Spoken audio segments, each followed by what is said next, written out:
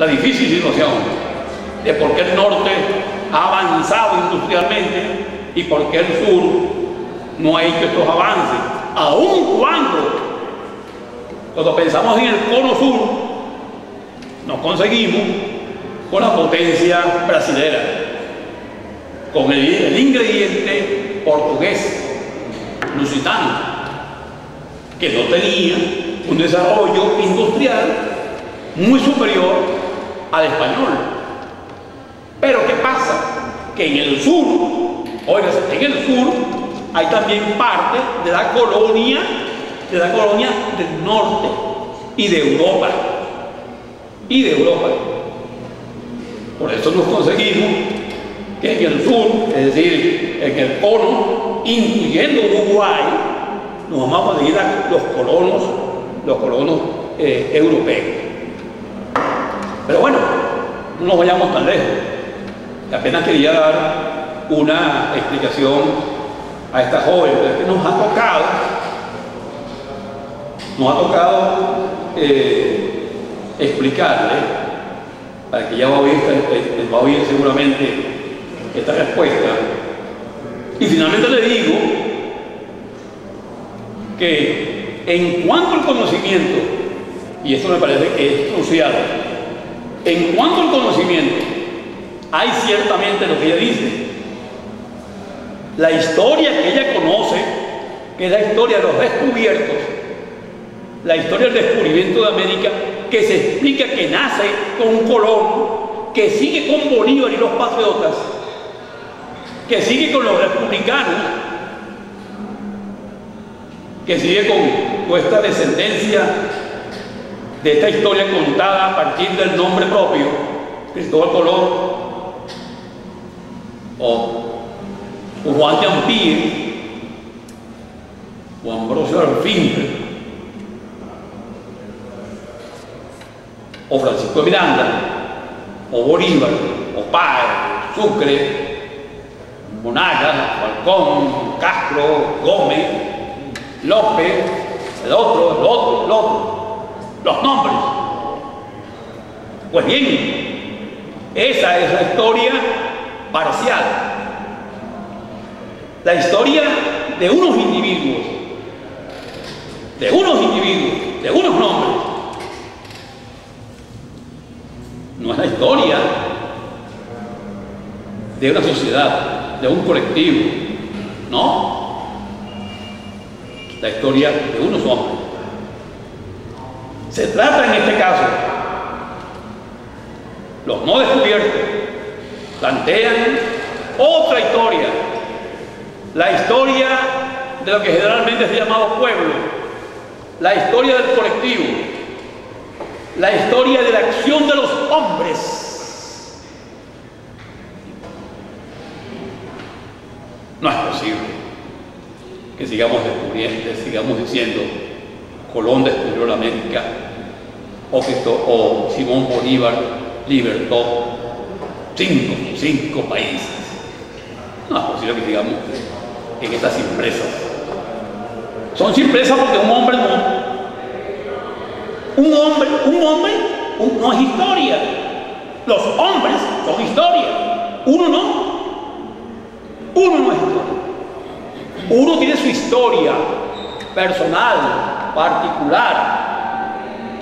Pero una cosa es la historia individual. La historia individual es una cosa distinta a la historia de una sociedad. Y si es historia de una sociedad, es la historia de la acción de los hombres en el tiempo y en el espacio, como dijimos el primer día. Pues bien, queda claro entonces que hay una historia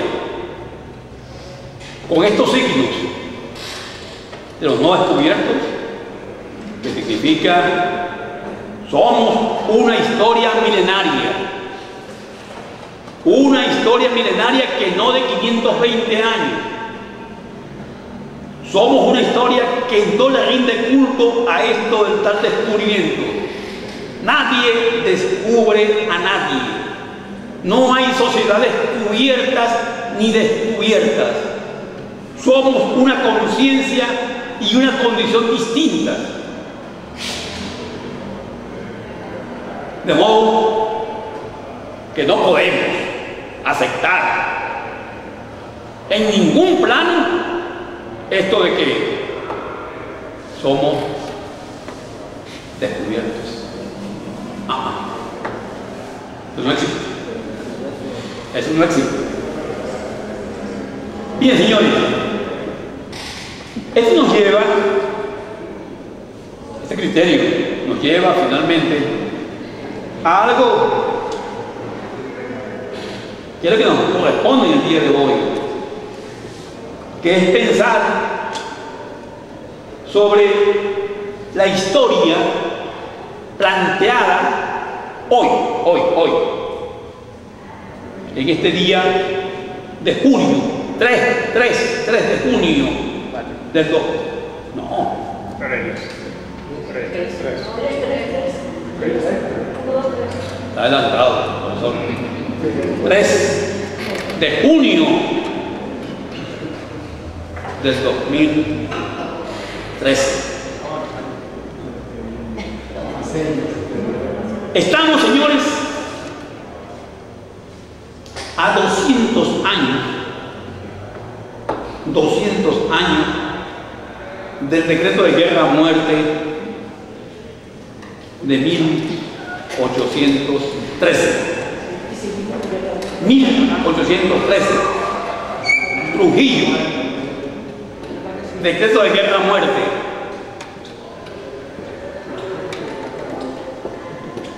En este momento, en esa guerra, Bolívar toma la decisión de firmar un decreto que significaba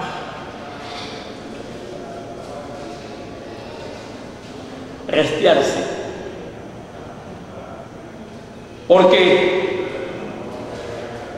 necesitaba un pretexto para hacerle saber a las fuerzas sociales venezolanas que estaban obligadas a cuadrar con su causa. El decreto dice: españoles y canarios, ustedes morirán si no se pliegan a mi fuerza. Ustedes morirán si no se apartan de mi camino. Aún siendo indiferentes, van a morir los españoles y canarios.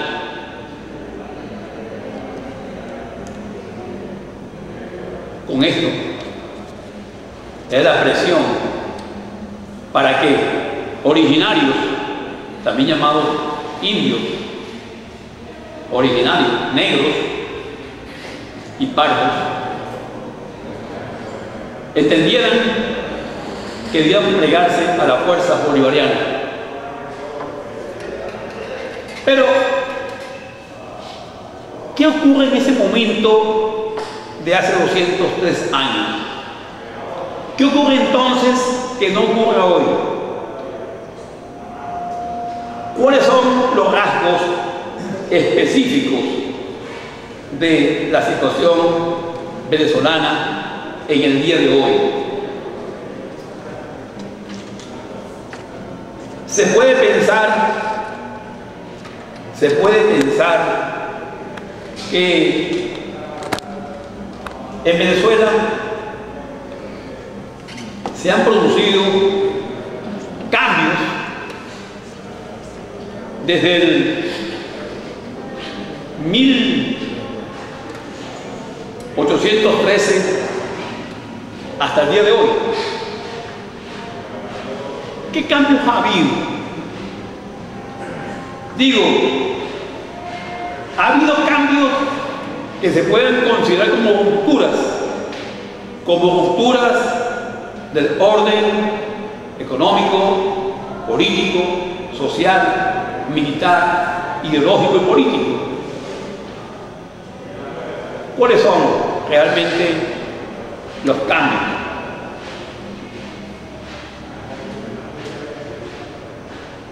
Cuando en el día de hoy, escuché como 10 veces una cosa que se está repitiendo por todas partes, y es que el 14 de abril hubo un cambio y Venezuela cambió. Todo el mundo lo repite, cambió Venezuela, ya esto es otra cosa. Y en el día de hoy, en el marco de ese cambio, a lo mejor todos aquí lo escucharon, porque es algo demasiado insistente. Eso comenzó la semana pasada y en el día de hoy adquirió el máximo de velocidad, y es que el miércoles a las 12:30 del día se produce la tercera devaluación del año.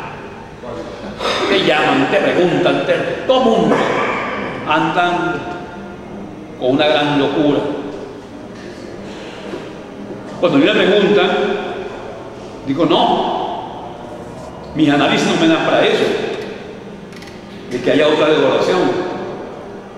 Y el día pasado, con Orlando Ochoa, creo que quedó claro lo que es el cuadro económico que hoy estamos viviendo aquí.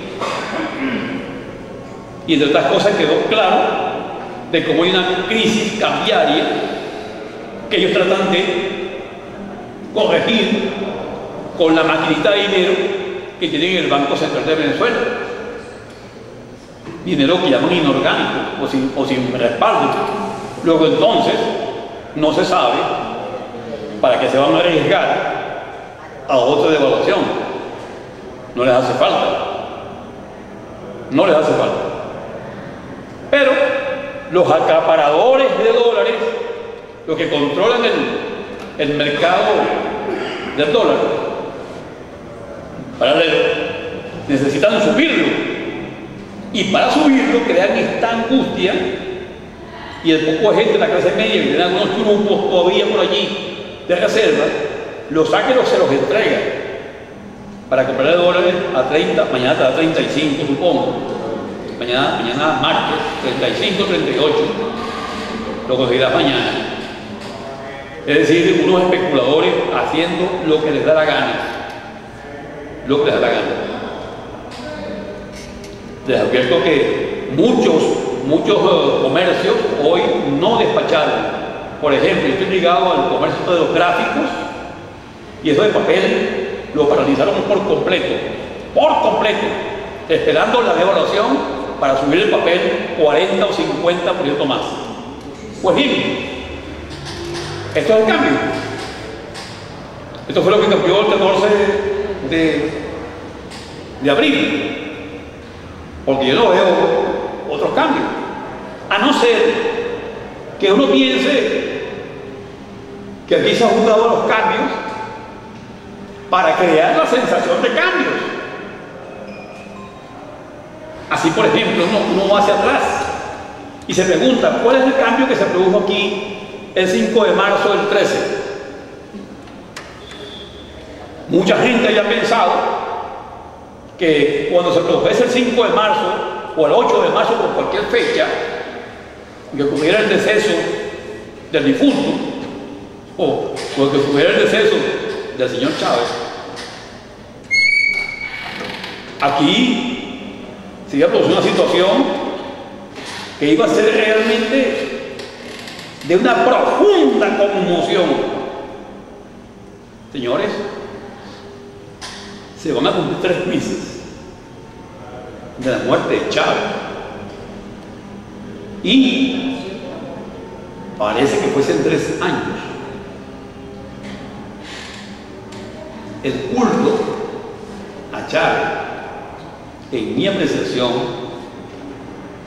no se ha proyectado, como expliqué en otra oportunidad, la forma como lo trató su equipo hizo posible que materialmente se le repitiera el fenómeno y detuvieran el mito. Pero hubo cambio el 15 de agosto del 4. ¿Lo recuerdan? Hubo cambio. En este momento, yo recuerdo, el señor Chávez dijo esa madrugada, 15 de agosto del 4,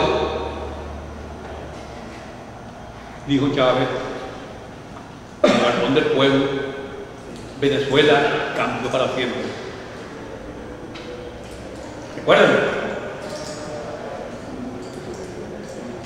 Ese fue el día del referéndum revocatorio presidencial, 15 de agosto del 4.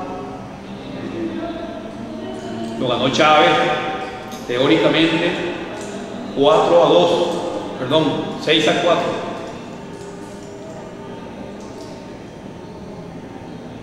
Y es el momento en que Venezuela se afilia a Cuba, se sella la integración.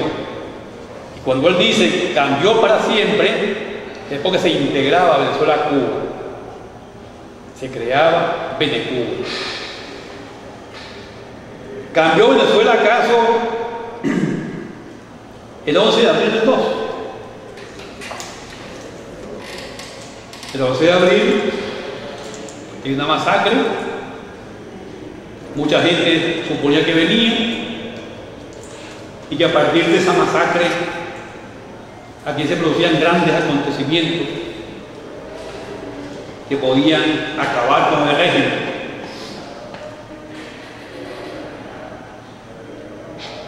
Hubo cambio.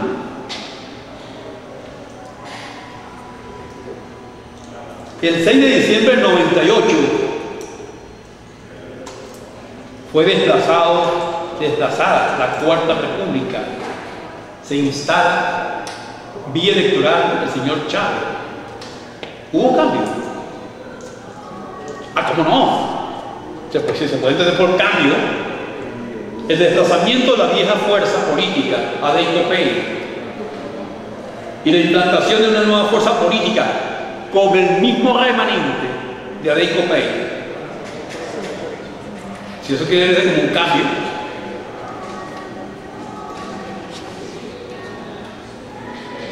el 21 de mayo del 93 hubo cambio. ¿Qué ocurrió ese día? 21 de mayo del 93. Ese día queda defenestrado Carlos Andrés Pérez. Defenestración de Carlos Andrés Pérez. Mucha gente decía que Carlos Andrés Pérez es defenestrado. Aquí se van a producir profundos cambios. No pasó nada.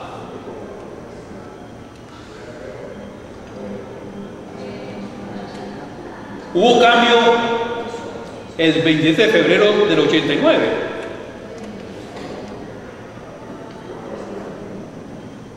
Hubo el estallido social. Hubo la masacre de Venezuela. Se cuentan por miles los muertos. Todavía las heridas están vivas. Hubo cambio.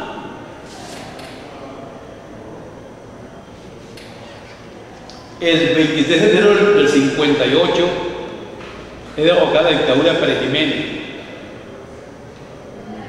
Se instala una junta militar apoyada por todos los factores políticos. Se conforma una salida unitaria. El día siguiente,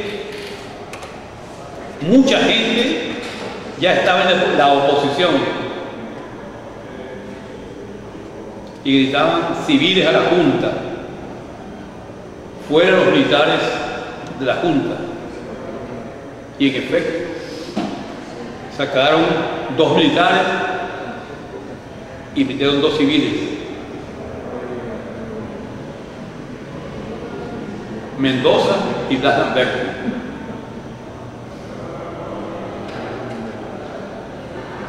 El 23 de enero. ¿Hubo cambio? ¿Cambio de qué? De hombres. Ah, eso es viejo. 24 de noviembre del 48. 24 de noviembre del 48. Derrocamiento de Rómulo Gallego. Un golpe anunciado, más que anunciado. Se establece el perejiménez o el perejimenismo hasta el 58. ¿Hubo cambio? ¿Hubo algún cambio? 18 de octubre de 1945. Derrocado Medina Angarita. Derrocado Medina Angarita. Se establece la Junta de Gobierno presidida por Rómulo Betancourt. El trienio de la Constituyente del 47. Nuevo estatuto legal. Más allá de estos cambios legislativos y de forma, ¿qué más cambió?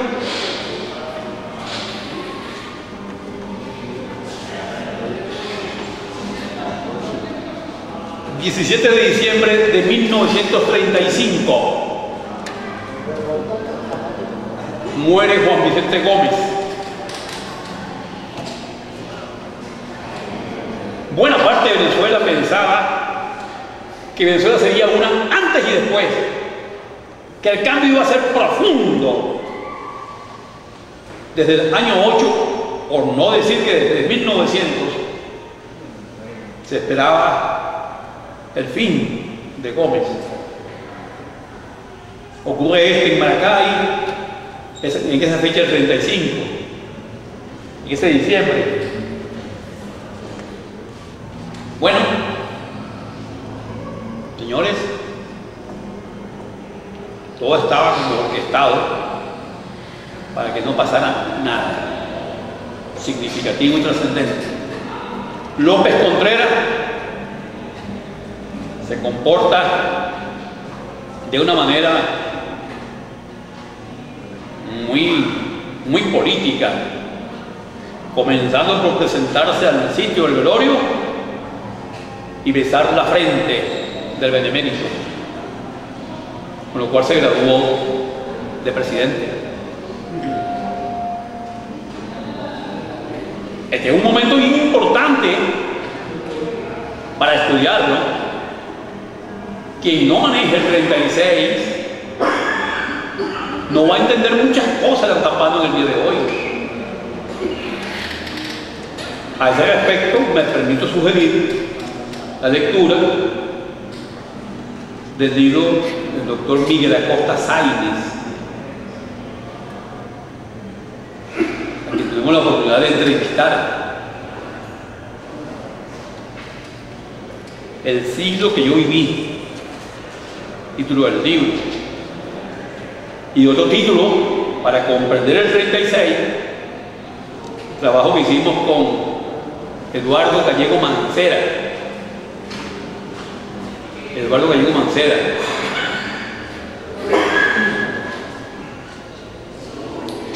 También está allí los trabajos de Juan Bautista Fuenmayor.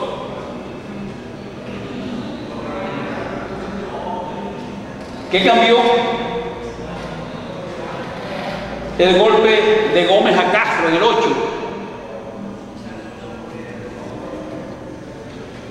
Soy de Castro, entra Gómez. ¿Qué cambió? La toma del poder en 1900, cuando ingresa Castro al poder, ganó la restauradora. ¿Qué cambió? El 1 de abril de 1870, cuando triunfa Guzmán Blanco en la llamada Revolución de Abril.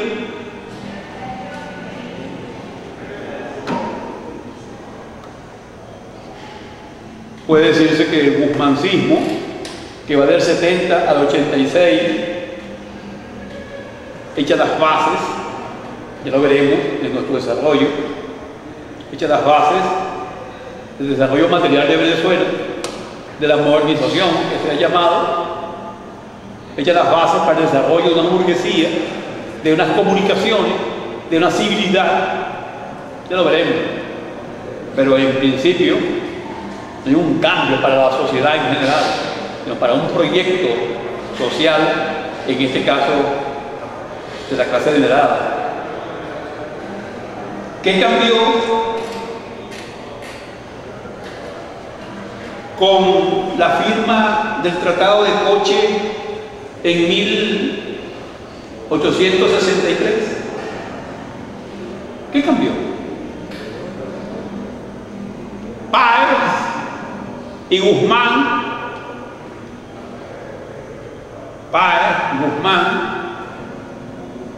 firman un tratado.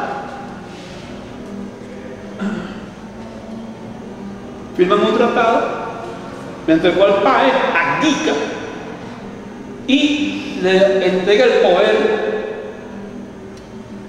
a Guzmán y su gente. Y el general Falcón, aquel mismo que estaba en la lucha desde el comienzo al lado de Zamora, asume la presidencia, los cabezones al poder. El gobierno de Falcón, ya lo veremos, el gran desastre, la gran corrupción. ¿Qué cambió? La guerra federal. Amén de dejar 5.000 muertos, que no son poca cosa en aquella Venezuela. ¿Qué cambió? ¿Qué cambió? El periodo de los monagas, del 58 al 63, al 60, al 60, 63. ¿Qué cambió el monagato? Más allá de decir que no, en el 54 liberaron a los esclavos. ¿Qué cambió? ¿O qué cambió el paecismo del 30 al 48? ¿Qué cambió Páez?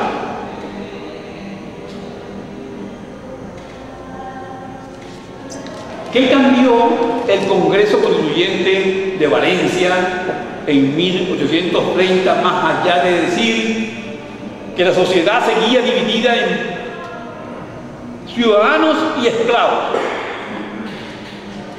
Constitución de Valencia, 1830, Venezuela se divide, la sociedad venezolana se divide en ciudadanos y esclavos.